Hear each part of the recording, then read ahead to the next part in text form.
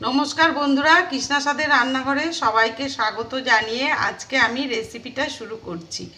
आज के आमी करब छानार कोफ्ता कारी। देखो आमी এই ছানার কোফতাগুলো আমি মিষ্টির দোকান থেকে কিনে এনেছি। আমি কারিটা কিভাবে করব সেটাই তোমাদেরকে দেখাবো। চলো তাহলে পুরো রেসিপিটা তোমরা দেখতে থাকো। এই কড়াইতে আমি সাদা তেল গরম করতে দিয়ে দিয়েছি।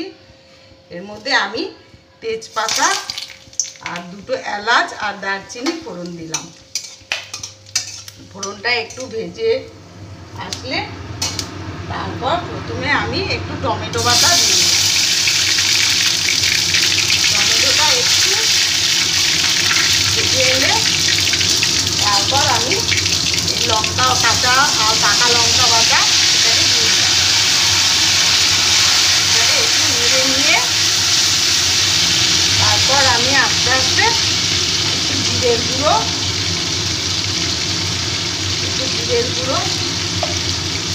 আর একটু ধনের গুঁড়ো দিয়ে দিলাম। দিয়ে মশলাটাকে এবার আমি একটু ভেজে নেব। মশলাটা আমার একটু ভাজা হয়ে গেছে।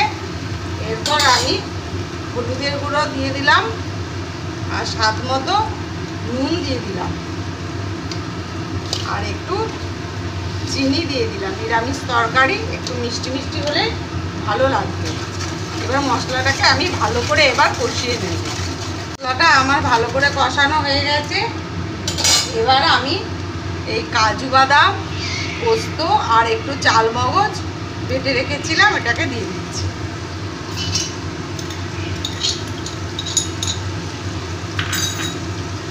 তারপর আবার মশলাটাকে আমি কষিয়ে নেব। গ্যাসের ফ্লেমটাকে একদম কমিয়ে দেবো। বাদাম দিয়েছি তার জন্য গ্যাসের ফ্লেমটাকে একদম কমিয়ে দেবো।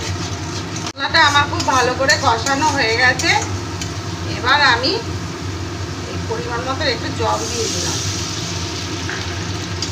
জলটা একটু ফুটে এলে তারপর আমি কোফতাগুলো দিয়ে দেবো।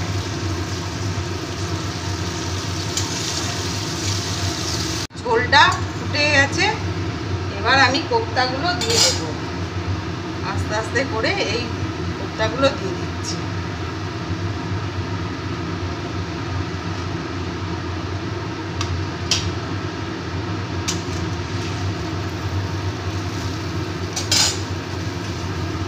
আমি একটু এই গুঁড়ো দুধ ফুটিয়ে রেখেছিলাম ওপর দিয়ে এই দুধটা দিয়ে দিলাম।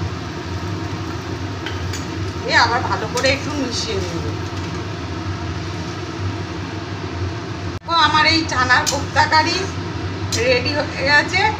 এবার ওপর থেকে আমি একটু গরম মশলার গুঁড়ো আর একটু ঘি দিয়ে দিচ্ছি। রেসিপিটা যদি তোমাদের ভালো লেগে থাকে তাহলে লাইক কমেন্ট ও শেয়ার করে দিও আর সাবস্ক্রাইব করে দিও চ্যানেলটিকে। তোমরা একবার এই ছানার কোফতা কারি এইভাবে করে দেখো। আশা করি তোমাদের খুবই ভালো লাগবে। দেখো আমার এই ছানার কোফতা কারি পুরো রেডি হয়ে গেছে। তোমরা একবার বাড়িতে এইভাবে করে দেখো। আশা করি তোমাদের খুবই ভালো লাগবে।